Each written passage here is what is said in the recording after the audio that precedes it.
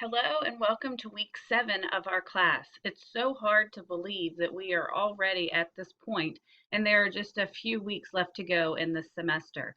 So I hope that you have been enjoying the course so far and are feeling like you're really getting a good handle on how we need to look at guiding children's behavior, and to take all of this information about how children are developing, and to realize that sometimes there's a lot going on in their home lives that may actually have an impact on how they're behaving. So I'm really looking forward to reading over your anecdotal records from last week. I am sure that some of you found some real gems as you were out there in the world. So this week we're going to shift gears just a little bit, and actually we're going to start looking at how important it is that we're helping children develop a healthy self-esteem, self-concept, feeling competent about themselves.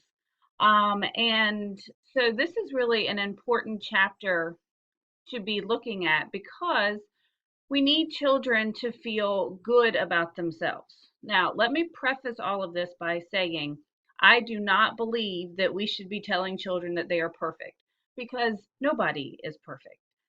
But we do need to be honest with children about what kinds of things they are good at.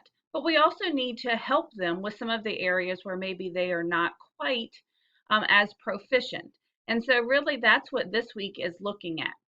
So I want to show you what I have in Blackboard for you this week because we're going to do something a little bit different where I'm going to actually have you do a mini lesson plan focusing on the social or the emotional aspect of children. So if you look in this week's folder, you will see that we're looking at self-esteem, moral identity, social and emotional competence. So when you click on this week's folder, you're going to find a lot of the same things that you normally see each week. You will see that you're going to be reading chapters 7 and 8. So again, I am combining two chapters, but they go really well together and they are an easy read. So read the chapters in your textbook and review the PowerPoints. But really, what I want you to do this week is to focus on creating a mini lesson plan.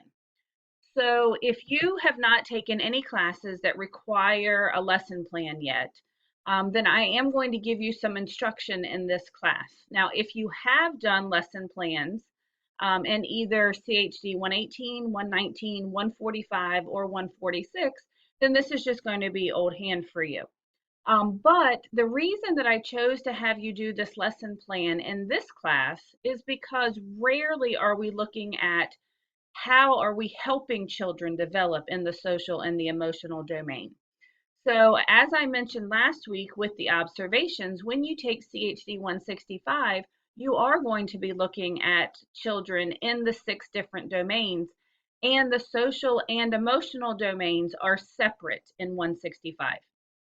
So this is an opportunity for you this week to become familiar with the standards that are out there that are looking at social and emotional development in children. So what I have for you in this week's folder, this is a detailed PowerPoint that I created that will walk you step by step through each one of the sections of the lesson plan. It's going to tell you exactly what it is that you're doing in each section. And right here are the early childhood standards. So when you write a lesson plan, you don't go into it just thinking, oh, I want to do this cute activity. You actually have to have a developmentally appropriate standard that goes along with it. So in this particular folder, you're going to find the 3 different standards, the documents that we use in the state of Virginia. So the milestones are used for children birth through 5. The SOLs are used for kindergarten through 3rd grade. Now we know they go through 12th grade, but for the purposes of this class, we're really only concerned about 3rd grade. And then the foundation blocks, which are only for 4-year-olds. They are pre-kindergarten standards that we have for the state of Virginia. So because social and emotional development, again, isn't covered in a lot of places, I wanted to show you where you're going to find those standards. So when you click on the milestones, hopefully what you're going to find is the PDF version of the milestones.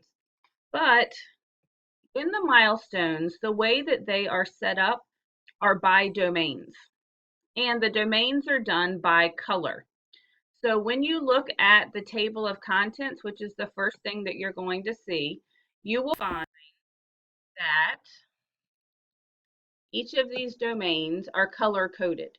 So obviously you can see for social and emotional development, we're going to be in the yellow domain. But the other thing that I wanted you to notice is that when you go to the social and emotional standards, you are going to find that they are put together. So it really is up to you to determine whether or not your standard is going to fit in the social or the emotional domain. So there are three strands in the social and emotional development. We have relationships with others, we have learning about self, and we have expression of feelings and self-regulation. So as you look through these standards and you're choosing one to do your lesson plan on, it really is going to be up to you to determine whether or not it is social or emotional.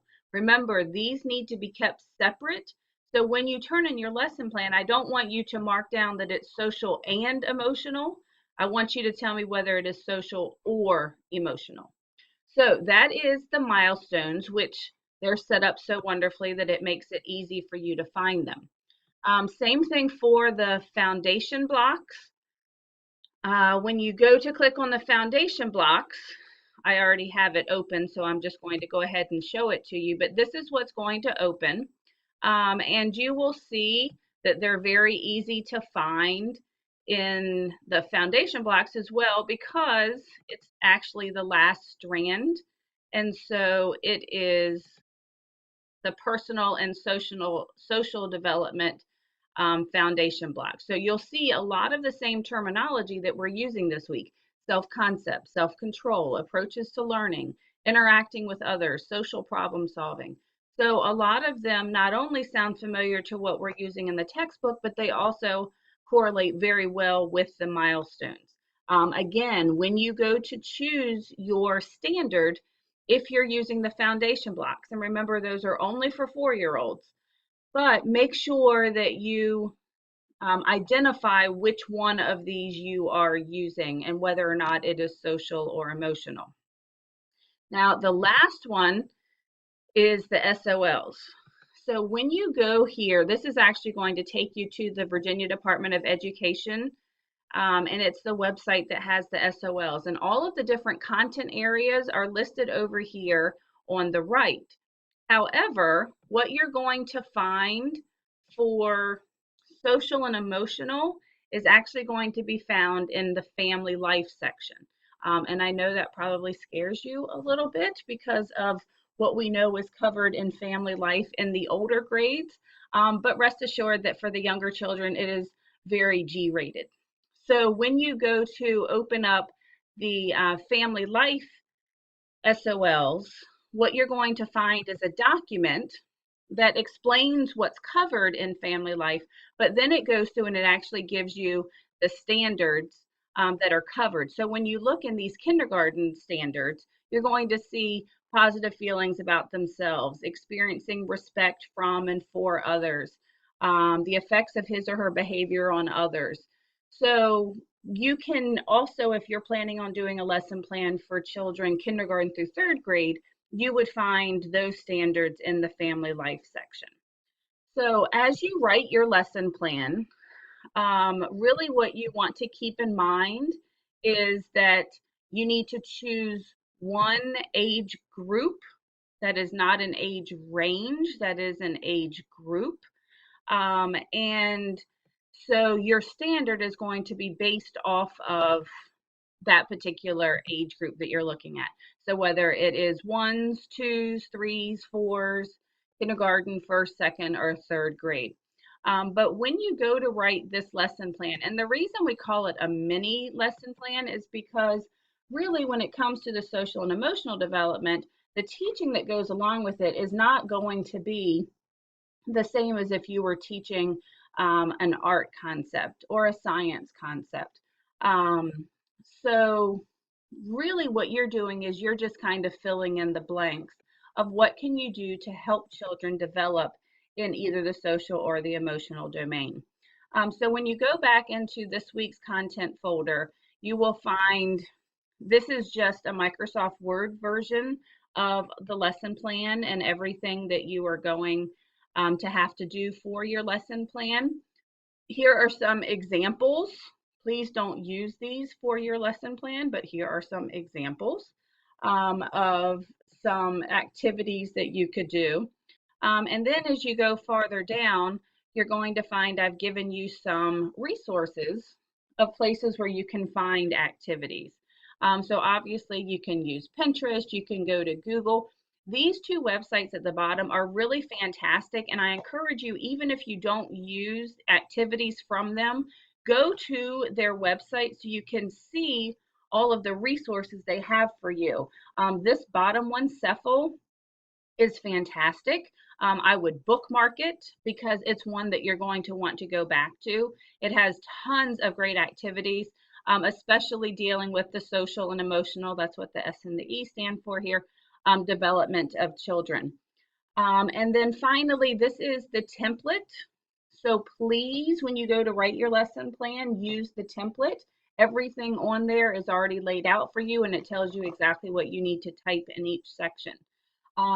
The only thing that's different between this lesson plan and the ones that you do in some of the other content classes is you're not actually going to do this with a child or a group of children. This is just really good practice for you to understand that when we're teaching children, we have to be intentional about teaching them social skills and emotional skills. We know just simply from the observations you did last week in your anecdotal records, a lot of times children don't know how to behave. They don't know how to get along with other people. They don't know how to regulate their emotions, which means that at 7, they're still throwing a temper tantrum when they don't get their way. So it's not just that we're only worried about children learning to read and write, knowing their colors, knowing their alphabet, but we also are having to take a lot of the responsibility of teaching children the social and emotional skills that are necessary for them to become productive adults later in life. So again, this week is really, I think, an interesting section because we're starting to look at how children are feeling about themselves and how that's going to manifest itself in the way that they behave. So again, self-esteem, moral identity, social and emotional competence is what you're going to be looking at this week. So please don't forget that at the end of the semester, you're going to be turning in your philosophy of guidance. So hopefully you've been keeping track of some of the things that have really kind of stuck out to you that you're going to want to include in your philosophy of guidance. And the same thing goes for some of these resources. I hope that you're really finding them to be helpful and that it's something that you're going to be able to save so that you can use it in the future. So I think that is going to take care of week 7. So we only have a few more weeks to go. Again, I'm going to read through your anecdotal records and make remarks on them this week because I think this is probably one of the most fun activities that you do. This week, you do not have a discussion board that you have to do. Simply logging into Blackboard sometime during the week is going to count for your participation. So that's about the easiest 100 you're ever going to get. So just make sure that at least once throughout this week you have gone ahead and logged into Blackboard to see what we have for this week.